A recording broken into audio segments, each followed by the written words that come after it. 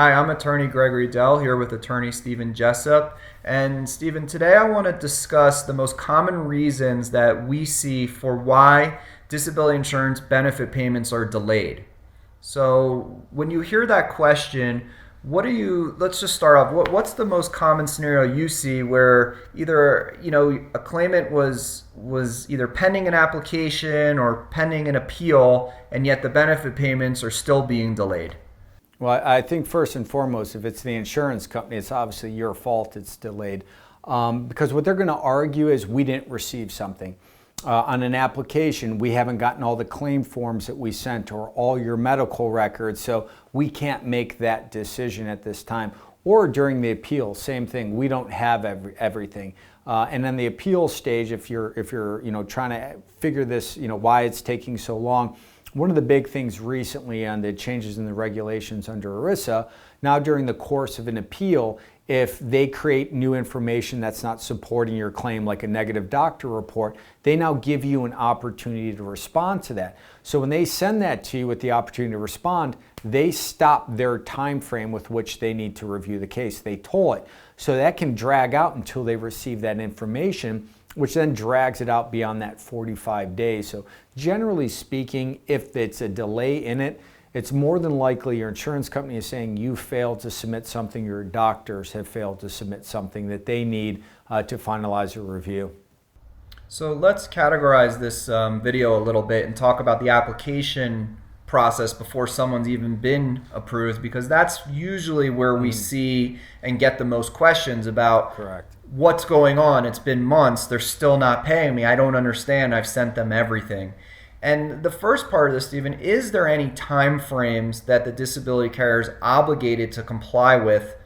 Can they go forever in terms of making a decision, or what are there some kind of legal time frames to make a claim decision? Yeah, there are timeframes under ERISA to make a decision under the application process.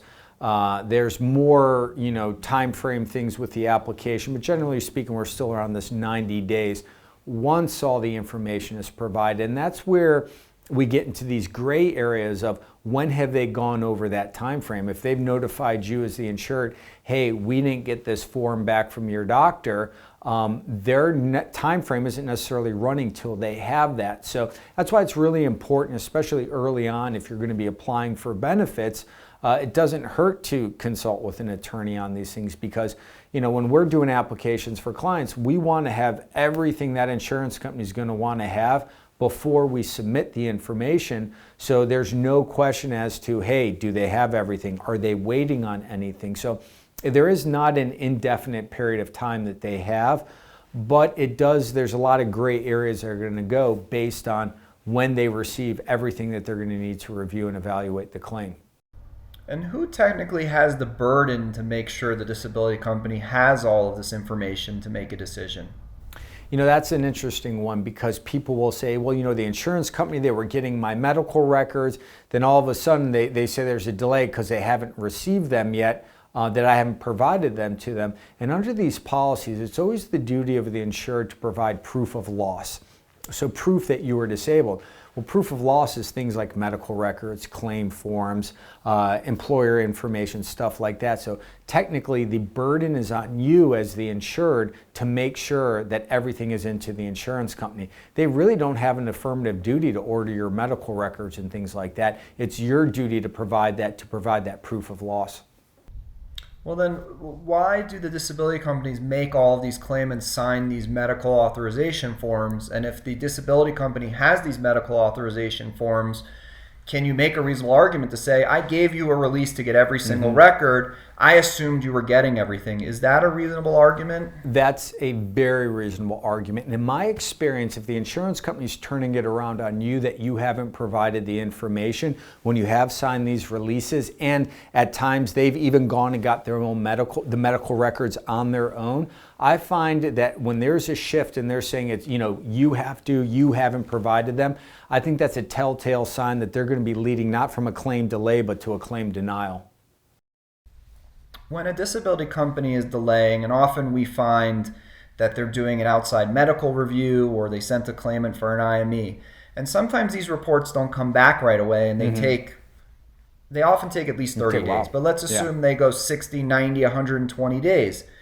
Is it reasonable for the carrier to not pay them during that period of time and just say, well, we're waiting for this medical review to come back? My personal opinion, it's not reasonable. I don't know where there's necessarily affirmative duty per se, but in situations like that, some insurance companies, we've done it, plenty of times over the years. You reach out. I do for my clients. Well, while this is pending, especially like you said, IMEs, things like especially neuropsychological exams, it can take a while to get those scheduled, and then for the results, pay under reservation of rights, which basically means I'm the insurance company, I'm not approving the claim, but in a showing of good faith, since we're waiting and you've provided everything, we'll issue the benefit while this review is pending. So I don't think it's reasonable when, as an insured, you've submitted everything, you've given everything they've wanted, and the delay is on their end. I don't think it's reasonable that you should have to suffer that. So that's usually when we get a little aggressive with respect to this idea of a reservation of rights payment. For a claimant who's not being represented by our firm and they're handling their claim on their own, whether they're applying or they've been on claim already, can you talk about why it's so important to deal with the disability carrier almost exclusively in writing? Paper trail. It's all a paper trail. You'll call in. This is on a recorded line. I honestly don't know if they record it. I've never seen or heard recordings of it. So it's this idea that what you say, it's almost hearsay at times. They sometimes document it in the notes. We've seen plenty of claim files where they have documented it well. But at the end of the day, if you find yourself in a courtroom situation, the only thing a judge is going to consider is what's in your claim file, and that's written documentation. I always advise people, if you have a conversation, follow up it with a letter. Hey, we discussed X, Y, and Z. That way you're creating that paper trail and showing that any delays or problems, the insurance company wasn't acting reasonable when they were reviewing your claim. And in terms of claimants should claimants have an expectation that their doctors are going to need to speak with the disability company and have their doctors reply in a timely manner to the disability company? I think it's safe to say that you can expect that your doctor is going to be contacted either in writing or by call, and that it is important for the doctors to respond in a timely fashion. One of the big things we see when we get a denial letter is, our doctor tried to reach out to your doctor on this day and that day. We left a voicemail. We sent them a copy of a report. We never heard back. So then they make it show, look at all these steps we did to give you the benefit of the doubt, but we never heard back. So what are we to do? We rely on our own doctor. So it is a good idea, since you're going to have that initial form for your doctor to complete, to discuss with your doctor, hey, the insurance company may reach out to you. If they do, let me know. Please speak with them, speak to me first, just so they're prepared for it. And what I also do when I'm representing someone is I make it very clear to the insurance company, if you are having difficulty getting hold of a doctor, let me know immediately and I will help facilitate that, because A, I don't want it dragged out, and B, I don't want them using the inability to contact someone's doctor as a basis to deny a claim. And for Steve, for the people who are on claim, their benefits have been approved, they regularly get these claim forms, whether it's a claimant statement or an attending physician statement. If the claimant doesn't submit those timely, is it then reasonable for the disability insurance company to delay the payment of benefits? Unfortunately, yeah. And a lot of times too in the policies, they'll talk about like when benefits can stop, and it's when requested information is not returned. So they can, and they will a lot. And depending on if you need more time, because if they drop it in the mail to you, a lot of insurance companies are still using the mail. You may not get it till 7-8 days after it's postmarked, at the date of the letter. So you may only have, another week or so to get it over to your doctor for a response. So if you need more time, make sure to let the insurance company know, hey, my doctor needs to see me in person before they complete this. I have the doctor's appointment on such and such date, or I need like an extra week or two extension. Generally speaking, I find the insurance companies will accommodate that. And then while they're accommodating that, we'll usually keep the benefit going. The only caveat to that will be is if it is during the course of an important claim review, like the own occupation to any occupation switch, they are a little more hesitant to grant too much in the way of extended time while paying benefits while they're waiting on that information. All right, and since we talked about applications and we talked about the people who are on claim, lastly would be you filed an appeal, which obviously someone's been denied, they're not getting paid anyhow. But there is a time frame within which the disability company needs to make a decision. And so what is the required time frame by law that they have to make a decision? Yeah, it's 45 days as an initial review point. When they send you your denial letter, they say you have 180 days to appeal, regardless of the insurance company will be in there. And then I'll explain they'll have 45 days to review with the possibility of a 145-day extension. So with that, though, where it gets tricky is this idea of tolling. And tolling is we are waiting on something to perfect the claim. And while we're waiting, we are not going, our time frame is not, running. For instance, people who submit their own appeal say, I'm appealing this decision. I will send additional medical information. Well, the date of your appeal letter, that 45 days won't start then. It's going to start once you send all that medical information. That's why it's so important when you send your appeal, send everything with it all at once. You have 180 days, get everything prepared, send at once.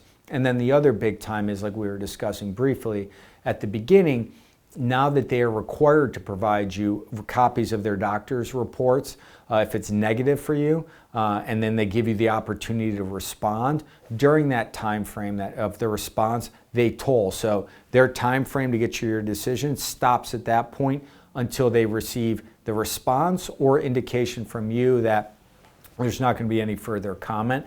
So there is a bit of a gray area there, and there have been times, you've done it, I've done it, everyone else in the firm here has done it as well, where an insurance company just blows the deadline, total disregard for the deadline.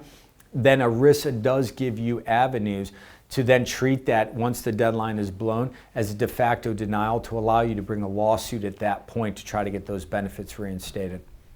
And Steve, the disability insurance companies tend to defer to, we're tolling because we're waiting for a medical report, or we asked you for this and you didn't give it to us. And just because they say they're tolling doesn't mean the period of time is tolling because they asked for something. It may not have been reasonable, and there's a lot of cases discussing the fact that just because they thought they were tolling something, that it wasn't a reasonable delay in the claim handling, and a claimant may not have to wait, and after that 45-day period can have the right to go ahead and sue them.